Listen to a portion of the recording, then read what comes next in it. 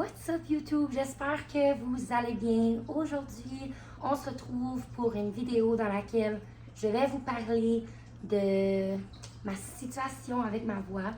Donc, comme la plupart d'entre vous le savez, ça fait des années que j'ai des problèmes avec mes cordes vocales. Et il était temps que je vous donne un update concrète. Alors, allons-y avec mon histoire de cordes vocales. Bon, je prends mon iPad parce que vous allez voir, c'est ça. C'est vraiment une longue histoire. Ça a commencé en 2018, puis maintenant on est en 2024. Beaucoup de up and down durant ces temps-là, malgré toutes les déceptions, malgré la tristesse, malgré la rage. J'avais quand même des moments d'espoir. J'ai longtemps pensé que ça allait pas fonctionner, puis j'allais plus jamais pouvoir chanter. Mais j'ai des bonnes nouvelles pour vous aujourd'hui. Donc, on se remet en 2018. J'ai finissé mon secondaire, donc j'étais comme en 12e année. Puis j'ai commencé à sentir que j'avais quelque chose comme dans ma voix qui était bizarre. Tu sais, je chantais pour des événements. Désolée, mon chien qui est là, il mange son os. Ouais, je sentais que j'avais des trucs qui se passaient avec ma voix, mais tu sais, je pensais juste que c'était la fatigue. Ou je sais pas, moi, que j'avais un petit rhume ou quoi que ce soit. Tu sais, j'ai pas plus réfléchi. Fait que là, ben, je suis allée à l'université, puis là, j'ai poursuivi tout mon chemin, là, qui n'a aucun rapport avec la voix. Mais j'ai pas pu chanter. Comme à un moment donné, je perdais la voix, j'avais mal. J'ai même fait une vidéo il y a longtemps sur ma chaîne YouTube, mais c'est comme, j'avais des problèmes de voix, comme, je pouvais plus chanter, là, c'était impossible, c'était plus ma voix. J'avais mal, j'étais serrée dans le cou, ma voix coupait, j'avais de la misère à respirer en parlant. Si je sortais une soirée avec des amis ou quoi que ce soit, le lendemain, oublie ça, j'avais comme la voix maganée. Là, on dirait que je fumais 4 paquets de cigarettes par jour et je ne fume pas. Donc, en tout cas, à ce moment-là, j'ai dit, OK, je dois aller consulter un docteur de voix. Puis, j'avais aucune idée parce que personne autour de moi vraiment avait eu ce problème-là ou avait des problèmes de voix. So, j'ai été mise sur une liste d'attente, puis j'ai rencontré le docteur, je pense, 1 an après. Donc, j'ai attendu 1 an sur une liste d'attente. Puis, ce docteur-là en particulier m'a dit, mange pas épicé, arrête de boire du café, ne fume pas, aucun produit laitier, aucun petit fruit. Puis, j'étais comme, voyons donc, premièrement, j'étais découragée, je suis comme, ben, c'est difficile à suivre, mais non seulement c'est difficile à couper toutes ces choses-là, je buvais pas de café, je fumais pas, je mangeais pas épicé. C'était comme les 3 premiers conseils qu'il m'avait dit, tu sais. Ah oui, puis le conseil de ne pas parler pendant 2 semaines. Pour moi, c'était difficile, mais aussi en termes de travail, tu sais, je travaillais, je devais aller au travail, j'étais à l'école, j'avais des projets de groupe, comme je devais parler.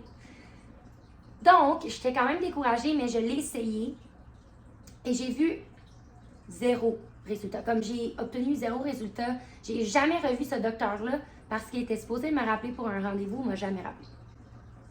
Fin de l'histoire avec ce docteur.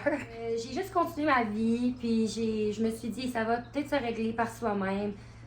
Je savais pas trop quoi faire. J'allais lire en ligne, j'essayais de m'informer, mais je me sentais quand même seule à vivre ça, puis j'avais l'impression que personne ne comprenait. C'était vraiment pas facile. Donc, prochaine étape du cheminement de ma voix, je déménage à Toronto. Puis à un moment donné, mon chum, il m'a dit, écoute, c'est pas normal, tu sais, tu dois aller consulter un docteur ou comme un voice therapist qu'on appelle, puis aller régler ça, tu sais, au moins savoir ce que t'as, puis on gère ça.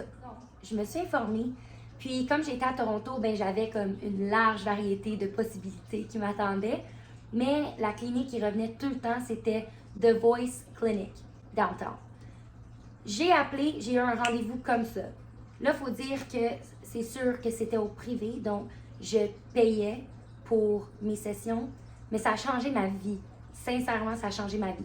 Parce que dans cette clinique-là, il y a non seulement un voice therapist, mais il y a aussi un ORL. Donc, qu'est-ce qui arrive, c'est qu'eux travaillent en collaboration ensemble. Puis, tu vas voir le ORL, il t'observe, il analyse ta situation. Moi, à ce moment-là, on m'avait diagnostiqué avec des nodules aux cordes vocales. Donc, des nodules au corps vocal, c'est deux bosses qui se cognent ensemble quand les cordes vocales vibrent en faisant les sons. Voilà pourquoi que ça cause des problèmes de voix, parce que si deux bosses se touchent comme ça ensemble chaque fois, ben les cordes vocales n'arrivent pas à se toucher complètement pour vibrer, là. Écoute, je ne suis pas docteur, mais ça cause des problèmes, puis ça t'empêche de pouvoir chanter, parler, etc., etc. Donc, je suis sortie de là, puis ils m'ont dit, mais inquiète-toi pas, on va te faire voir un voice therapist qui s'appelle Erin Lowe, qui travaille à la clinique, là, The Voice Clinic. Et je l'ai tout de suite aimé. Comme quand je suis arrivée dans son bureau, j'ai senti qu'il comprenait ma situation, il savait exactement quoi faire. Il m'a donné des exercices de voix.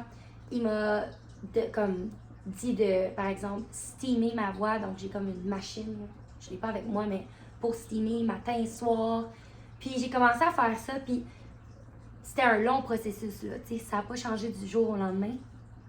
Mais je sentais au moins que j'avais quelqu'un à qui je pouvais me confier, puis qui m'écoutait, puis qui avait des solutions, puis qu'il n'était pas juste là en train de me dire tu dois couper tel aliment. Comme, il évaluait vraiment ma situation. Donc, après que j'ai steamé, j'ai fait mes exercices de voix, j'avais encore la voix endommagée, mais la beauté, c'était que une des cordes vocales avait, comme l'enflure avait diminué, genre. Écoute, je vous explique ça de façon très simple. Puis, ils ont réalisé finalement que j'avais pas des nodules, donc j'avais pas deux bosses qui se collaient ensemble, mais j'avais une polype. Et une polype, c'est comme une grosse bosse. Ma polype était si grosse qu'elle comme frappait sur l'autre corde vocale chaque fois que je voulais émettre un son. Puis, ça causait du dommage à l'autre corde vocale, donc c'était rendu que mon autre corde vocale était aussi affectée. On a vu ça, puis là, on s'est dit, OK, comme c'est un plus long processus, c'est un peu plus difficile à guérir, mais pendant toutes ces années-là, là, mon voice therapist me disait, on va réussir. C'est juste que quand ça fait 4-5 ans que ta voix est vraiment pas comme exposée, tu ne peux plus chanter, et moi, c'était mon... écoute, c'était ma thérapie là, chaque jour. À un moment donné, j'étais juste comme, OK, comme je steam, je fais des exercices de voix. Écoute, j'essaye tout, et ça fonctionne pas. Donc, il m'a dit, je pense qu'on est rendu à l'étape des injections. Dans le fond, qu'est-ce qui arrive, c'est qu'il insère une aiguille dans une narine et une caméra dans l'autre, puis ils vont injecter les cordes vocales. Donc, moi, j'ai eu ces injections-là des deux cordes vocales. Puis, après ça, ta voix est comme vraiment maganée, là, comme c'est presque impossible de parler, mais comme jour en jour, ça va mieux. Puis, il m'avait dit que dans 3 mois, j'allais voir des résultats. Alors, j'étais comme, OK, ça peut fonctionner super bien avec certaines personnes, comme ça peut ne pas fonctionner du tout. Moi, j'étais une chanceuse, l'heureuse élue, ça a fonctionné avec moi. Donc, j'avais déjà remarqué des changements dans ma voix, mais c'était pas encore au niveau où est-ce que je pouvais chanter ou... mais tu sais, c'était déjà beaucoup mieux. Donc, j'étais rassurée. On a continué les exercices de voix, on a continué le steaming, etc., etc. Puis, à un certain moment donné, j'étais comme vraiment découragée, comme j'en pouvais plus. J'avais juste hâte de chanter. Ça faisait comme 5 ans que j'avais pas chanté. Je voulais juste chanter. Sauf j'ai repris un rendez-vous avec The Voice Clinic. Puis, on m'a dit, écoute, je pense qu'on va devoir essayer de t'injecter une autre fois. Parce que si cette injection-là ne fonctionne pas, ça va être comme la chirurgie, là, où est-ce que comme ils vont vraiment enlever au laser la bosse sur ta corde vocale. Ce que j'avais lu en ligne et ce qui me faisait quand même très peur parce qu'il y a comme des répercussions. C'est vraiment un long processus de recovery. Ça me faisait peur, puis j'avais vraiment pas le goût d'aller là, mais si jamais, comme c'était la dernière solution, j'étais comme, OK, on va y aller. Mais bon, même l'injection qui dure vraiment pas longtemps, c'est vraiment pas le fun. Tu sais, ça gèle toute ta gorge. J'ai vraiment l'impression que quelqu'un te choke pendant à un certain moment, là, puis c'est vraiment pas le fun, jusqu'à ce que ça dégèle, puis ben là, tu peux pas parler pour quelques jours, comme j'ai dit. Je suis retournée, encore une fois, faire l'injection. Puis là, j'étais comme, s'il vous plaît, ça doit fonctionner, ça doit fonctionner. Alors, je suis allée, je vais attendre 3 mois pour aller chez The Voice Clinic pour voir l'évolution de mes cordes vocales après la 2e dose d'injection. Pour vous placer dans le temps, ma 2e injection était juste avant les fêtes, genre, si je me trompe pas, octobre-novembre. Donc, je savais que pour les fêtes, donc ce Noël 2023 qu'on vient juste de passer, j'allais peut-être pouvoir chanter et que j'allais peut-être être guérie parce qu'il restait vraiment plus beaucoup de polypes sur ma corde vocale. J'étais vraiment excitée. Le temps des fêtes est arrivé. J'ai quitté en vacances au Sri Lanka. Je suis allée voir de la famille, des amis là-bas. J'ai tombé malade et j'avais comme un gros rhume.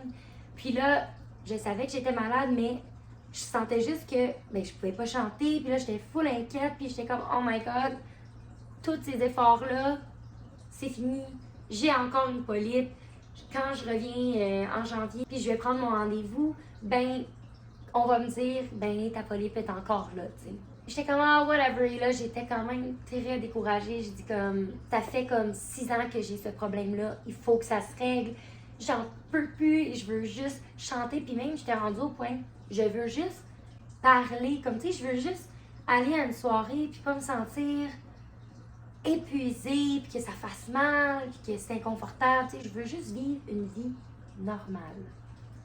So là, on est rendu à la semaine passée, le 24 janvier 2024.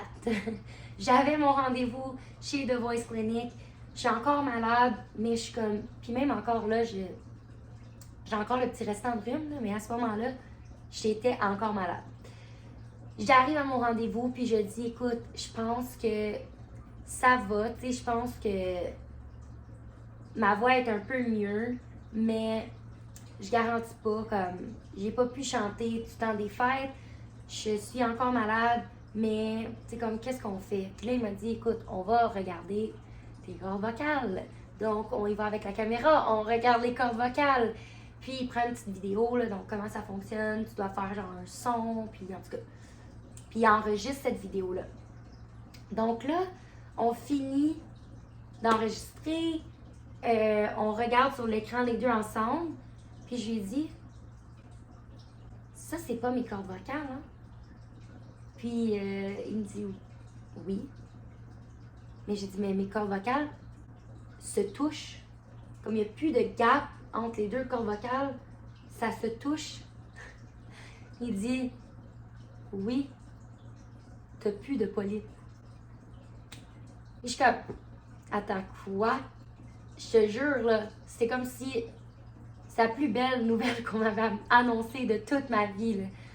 Je me suis mis à comme pleurer un petit peu, puis je suis comme j'en ai plus, là, ça n'existe plus. Mais je dis, mais pourquoi que ma voix est encore, tu sais, pourquoi j'ai pas pu chanter durant le temps des fêtes? Est-ce que j'ai magané ma voix? Parce qu'il faut savoir que une polype, c'est causé par exemple, un cri, du stress, de la fatigue, tu sais, ça peut être tous des éléments comme ça, là, mais ça peut être un événement, une seule fois, j'ai crié à un concert et j'ai eu une polype, là, tu sais. En tout cas, hey, c'était le plus beau jour de ma vie. J'étais comme, fait, c'est vrai, là. Là, il m'a expliqué comme on regardait mes cordes vocales, puis il dit, ben oui. Il dit, regarde, il y a encore, on doit encore aller hydrater les cordes vocales, mais t'es malade, donc c'est normal que tes cordes vocales sont déshydratées. Puis il y a encore un petit peu de tension sur l'autre corde vocale. Mais si tu continues tes exercices de voix, puis tu continues à steamer, le plus gros problème est réglé. Ta polype n'existe plus. J'ai dit, OK, donc c'est quoi la prochaine étape? Il m'a dit, tu chantes, tu vas chez toi et tu recommences à chanter et tu te remets dedans, tu repratiques. Je capotais, OK? Je capotais. j'ai pas de mots. Je suis sortie de mon rendez-vous, j'ai appelé ma mère, j'ai appelé tout le monde. Puis je leur contais tout ça, puis je leur expliquais. Là, il faut dire que moi, j'ai des belles, super belles photos de mes cordes vocales du début jusqu'à la fin. J'envoyais ça, puis c'est pas la plus belle chose au monde à regarder là, quand tu sais pas trop ce que tu regardes. Mais j'étais tellement fière, donc je peux dire que là, ça fait une semaine, j'ai guéri un petit peu de mon rhume. C'est encore là, je stime encore, je fais encore des exercices de voix, mais j'ai recommencé à chanter. J'ai recommencé à chanter. Je capote. Fait que, en tout cas, honnêtement, si en ce moment tu regardes cette vidéo et tu as un problème avec tes cordes vocales, s'il vous plaît, je t'encourage fortement d'aller au privé. Puis comme je t'encourage même là, à 100% d'aller à la clinique que moi je suis allée, The Voice Clinic, parce que c'est grâce à eux que j'ai pas perdu espoir pendant toutes ces années-là, puis que j'ai vu les résultats les plus faciles, les plus simples, puis à travers tout mon parcours, ils m'ont suivi, ils ont été là, ils m'ont donné des, des preuves, là, on a pris des photos, je voyais le problème, je comprenais qu'est-ce que j'avais. Un gros merci à cette équipe-là qui, honnêtement, ont changé ma vie. Puis, c'est ça, je t'encourage fortement si jamais tu sens que tu as un problème avec ta voix, va voir, va consulter un ORL, va prendre un rendez-vous avec un voice therapist, comme j'ai fait. C'est le plus beau cadeau que je me suis offert. Fait que, sur ce, je vous dis à bientôt avec d'autres contenus YouTube, mais aussi allez me suivre sur mon Instagram, mon TikTok. C'est là que je poste le plus de choses en lien avec la musique. Donc, je me remets dedans, j'apprends des trucs, puis je vous reviens avec du contenu, on l'espère. Je vous aime profondément. Merci de m'avoir suivi dans toute cette histoire. Puis, sur ce, take care, prenez soin de vous. À bientôt, la gang!